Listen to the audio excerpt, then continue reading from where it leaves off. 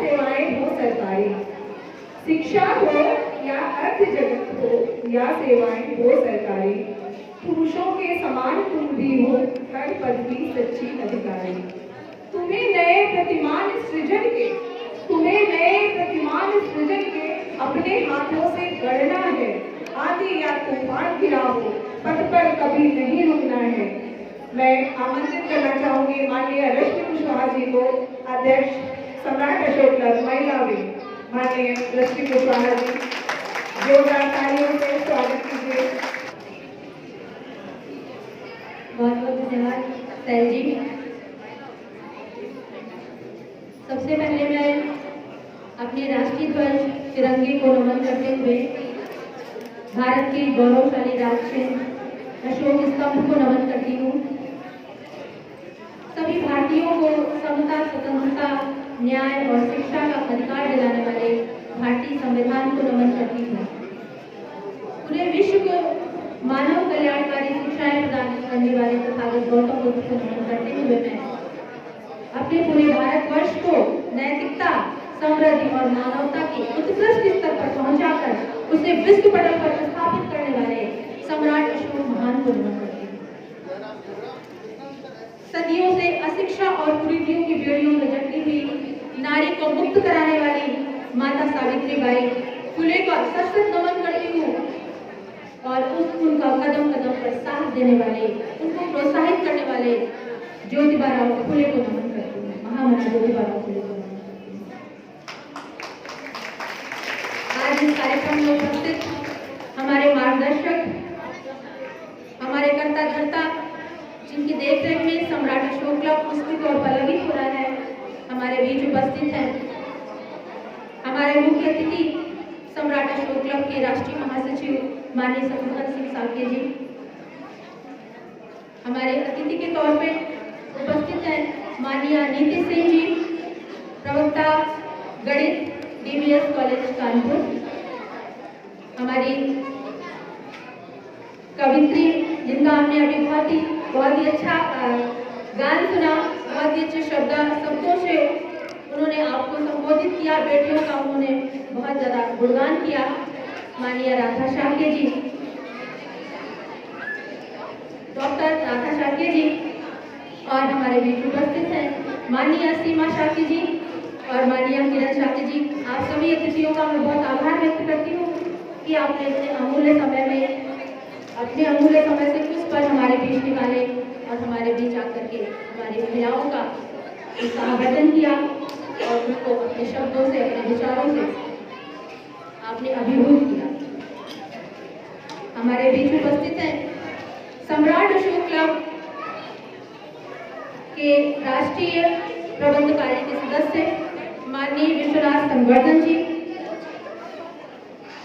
हमारी सभी जिला कमेटियों में सम्राट अशोक क्लब कानपुर देहात से डॉक्टर कृपाल जी और उनकी पूरी टीम, सम्राट अशोक क्लब उन्नाव से माननीय अमृतलाल जी और उनकी पूरी टीम, कानपुर के सभी जो पदाधिकारी मुझे दिख रहे हैं, मेरे महिला विंग के सभी क्रांतिकारी और जुझारू साथी जिन्होंने मेरा पूरे समय बहुत सहयोग किया है,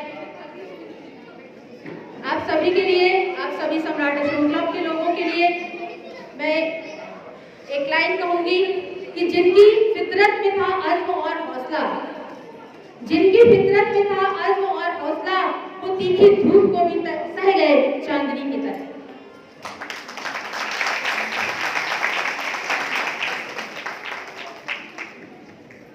इस पूरे आज नारी सशक्तिकरण, शिक्षा और सशक्तिकरण कार्यक्रम में हमारी महिलाओं का बहुत विशाल समूह मौजूद है और मैं आप सबकी बहुत बहुत आभारी हूँ। इस समूह में हमारी माताएं शामिल हैं जिन्होंने बहुत अथक परिश्रम किया है। उन्होंने अनाज बोने से लेकर के, काटने से लेकर के, उन्हें उसे चक्की में पीसकर और मिट्टी के चूल्हे पर रोटी बनाने का काम किया है। मतलब सारा कार्य, उस समय मशीनें नहीं थी, सारा कार्य हमारे माताओं ने अपने हाथों से किया और तमाम कुरीतियों और परंपराओं को भी धोया है। इस समूह में हमारी बहनें शामिल हैं जिन्होंने अपने पूरे घर का काम करते हुए शिक्षा प्राप्त करने के लिए बहुत सारे अवरोधों को प्राप्त किया है। और इस समूह में हमारी बेटियां शामिल हैं, जिनके लिए शिक्षा के तमाम अवसर मौजूद हैं, तमाम संवैधानिक अधिकार मौजूद हैं, लेकिन उसके बाद भी आज हमारी बेटियों को शिक्षा प्राप्त करने के लिए बहुत अधिक संघर्ष का सामना करना पड़ता है। तो बहुत सारी हमारी माताएं बहनें बैठी हैं अपने सर पे पल्लू डाल के, तो मैं उनके लिए एक लाइन कहना चाहूंगी कि तेरे माथे पे ये आंचल बहुत खूब है, लेकिन तेरे माथे पे ये आंचल बहुत खूब है, लेकिन तू इस आंचल का एक परचम बना लेती तो अच्छा था। तो माता और बहनों को नमन करते हुए अभी आज हम आज़ादी के 70 सालों में यहाँ तक पहुँचे हैं, लेकिन अगर हम उससे भी पहले 100 साल पहले पीछे चले जाएं तो हमारी महिलाओं में बहुत सारी कुरीतियाँ व्याप्त थी। उस समय के समाज में जब आज से 100 साल, 150 साल, 200 साल पहले हम जाते हैं तो उस समय तमाम कुरीतियाँ थी। सती प्रथा में महिलाओं को जिंदा जब उनके मृत पति के साथ जला दिया जाता था। देवदासी प्रथा जब जो होती है उसमें एक पत्थर की मूर्ति के साथ किसी भी सुंदर लड़की का विवाह कर दिया जाता था और वो लड़की पूरे समय उस पुजारी की भोग्या बन के रहती, या फिर वो एक धीरे धीरे वेश्यावृत्ति का शिकार हो जाती। तमाम छोटी छोटी 8 से 12 साल तक की बच्चियों का विवाह करने की धर्म हम इजाजत देता था।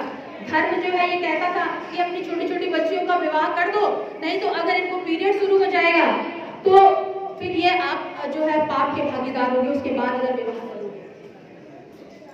विधवाओं को पुनर्विवाह की इजाजत नहीं थी, या तो उन्हें सती कर दिया जाता था और या तो फिर उन्हें जो है उनके साथ अत्याचार किए जाते थे, उनको खाने को नहीं दिया जाता था।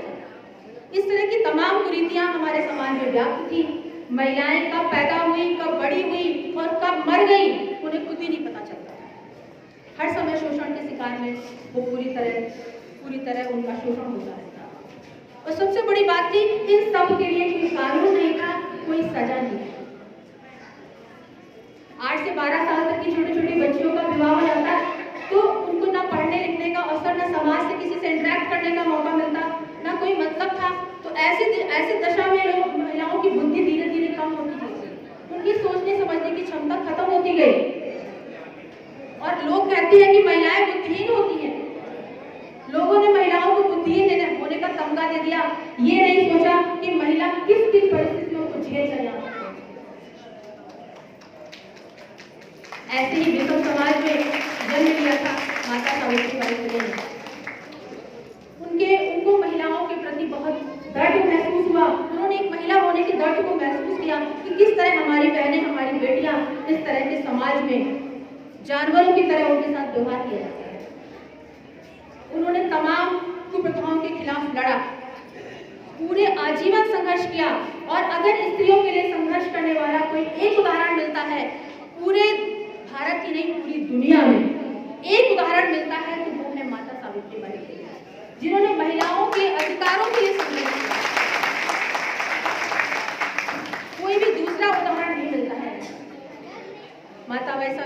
माता सावित्रीबाई फुले ने सबसे शिक्षा को मार्ग चुना।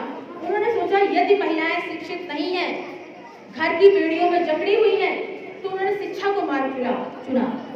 1848 में उन्होंने पहला बालिका विद्यालय खोला और उसके बाद इस काम में उनके पति ने, ज्योतिबा फुले ने पूरा उनका सहयोग किया, उनका प्रोत्साहन दिया और कदम कदम पे उनका साथ दिया।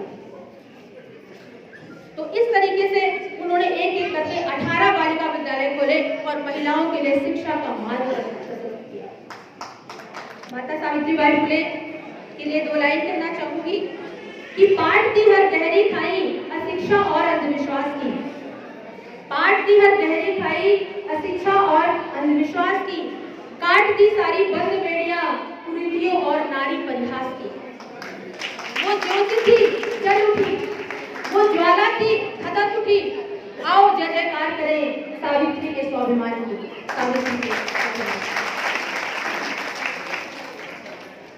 सावित्रीबाई फुले का जो संघर्ष था वो व्यर्थ नहीं गया, उनकी सुनी गई, समाज में बहुत सारा सुधार आया और सबसे ज्यादा सुनी अंग्रेजी सरकार उस समय की, जिन्होंने बहुत सारे सती प्रथा के कानून का अंत उस समय हुआ, उनके संघर्षों के कारण, माता सावित्रीबाई फुले के संघर्षों के कारण कन्या भ्रूण हत्या के खिलाफ कानून बना और पहली बार अंग्रेजी सरकार में बलात्कार के खिलाफ कानून बना।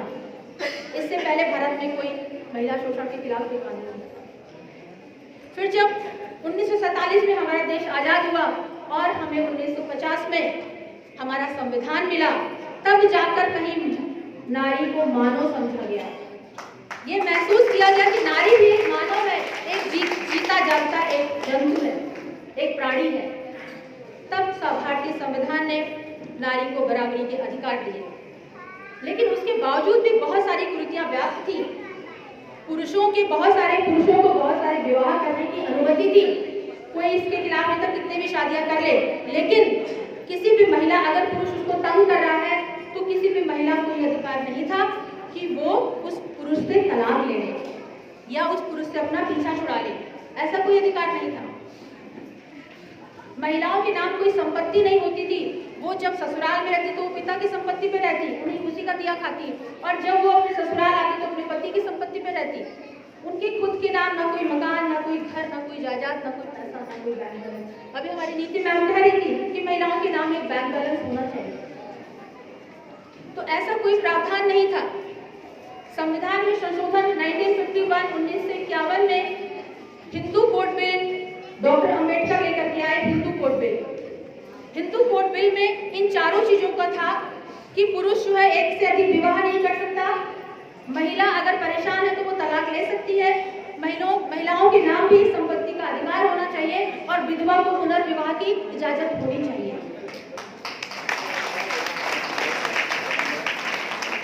तो भारतीय संविधान में ये पेश किया गया, लेकिन बहुत सारे हिंदू संगठनों ने हिंदू कोड बिल का विरोध किया। बहुत सारे उस समय के राजनीतिक संगठन थे, उन्होंने उस विरोध किया। वो नहीं चाहते थे नारी को कोई भी ताकत दी जाए, उसको तन मन धन से उसको स्वनिर्भर बनाया जाए। उसके बाद क्या हुआ, 5 साल तक उस हिंदू कोड बिल ने संघर्ष किया, संसद में वो बिल पास नहीं होने दिया गया। 1956 में जाकर के उस बिल के कई टुकड़े किए गए, हिंदू मैरिज एक्ट के नाम से उस बिल को चेंज किया गया और उसके बाद जो है महिला को तलाक लेने का अधिकार मिला। 1956 में फिर एक संशोधन के माध्यम से महिला को संपत्ति में अधिकार मिला और पुरुषों को कई विवाह बंद कराए। तो इस तरीके से जब संविधान बना और हिंदू मैरिज एक्ट पास हुआ, तब जाके महिलाओं में कहीं न कहीं सशक्तिकरण की बात आई। किसी ने कुछ सोचा उनके बारे में, उनको देने के लिए सोचा। तो इस तरह जब से भारतीय संविधान बना, आजादी के 72 वर्षों बाद में एक महिला जो है घर की दहलीज से बाहर निकली और ये भारतीय संविधान और माता सावित्रीबाई के प्रयासों की देन है कि आज मैं यहाँ खड़े होकर आपके सामने बोल पा रही हूँ। हम और आप नारी सशक्तिकरण की बातें कर पा रहे हैं, इससे पहले कभी ये संभव नहीं था। लेकिन जो हमारी महिलाएं हैं आज भी बहुत पिछड़ी हुई हैं। उसका सबसे बड़ा कारण है कि आज भी हम अपने घरों की दहलीज को नहीं पार कर पा रहे हैं। देखिए, अगर ये सामाजिक व्यवस्था हमें परेशान करती है, अगर आज भी बलात्कार होते हैं, महिलाओं का शोषण होता है, दहेज में जलाई जाती हैं, तो इसमें ऐसा नहीं कि हमारी गलती नहीं है। जब तक हम लोगों से मिलेंगे नहीं, अपने लिए समाज में एक नया आर्थिक और सामाजिक अपने आप को मजबूत नहीं करेंगे, एक नया ढांचा नहीं तैयार करेंगे, तब तक महिलाओं की दूसरों के सहारे जो एक वो हमें देंगे, हमें पुरुष ऐसा देंगे, हमें वो ऐसे देंगे, तो ऐसा पॉसिबल नहीं है। अगर महिलाओं की स्थिति सुधारनी है तो हमें खुद से संघर्ष करना पड़ेगा, अपने लिए नए नियम बनाने पड़ेंगे, अपने लिए नए कानून बनाने पड़ेंगे।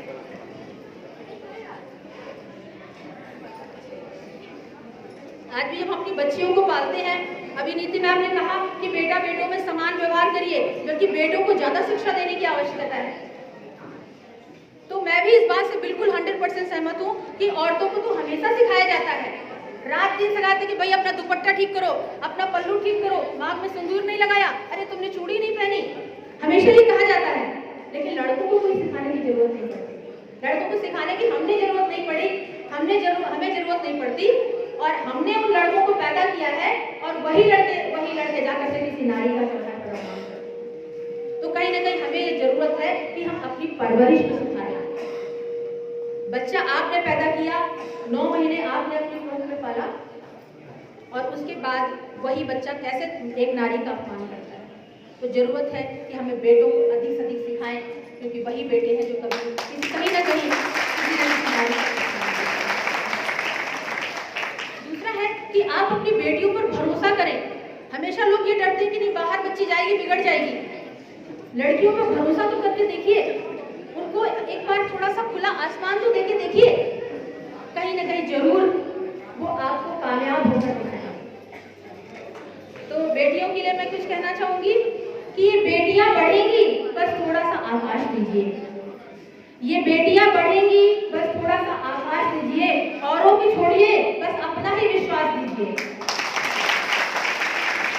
कहती नहीं कि बंधनों में बांधिए नहीं, ये कहती नहीं कि बंधनों में बांधिए नहीं, बस बंधनों को थोड़ा सा अवकाश दीजिए।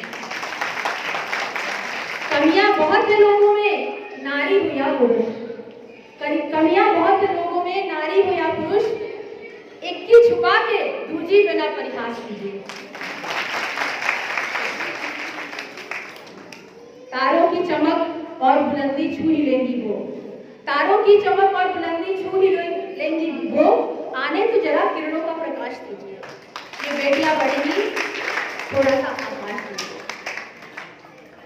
तो ये एक संदेश था कि बेटियों पे हमें विश्वास करना है और उनको आगे बढ़ने के लिए, उनकी शिक्षा के लिए हमें हर संभव उनकी सहायता करनी है, उनको आगे बढ़ाना है।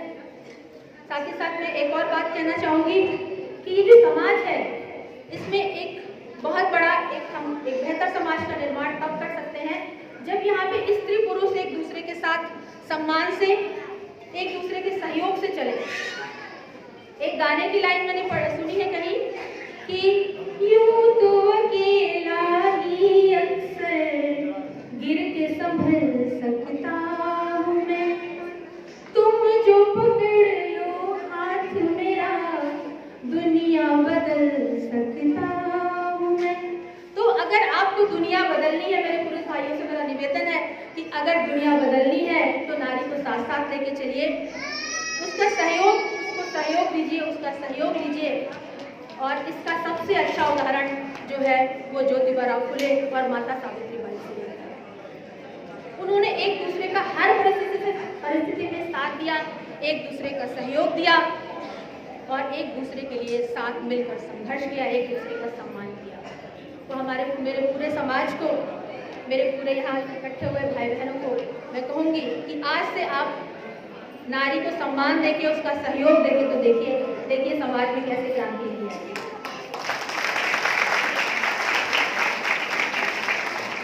तो मैं अपनी वाणी को विराम दूंगी, लेकिन इसके साथ ही मैं अपने अतिथियों का आभार व्यक्त करना चाहूँगी।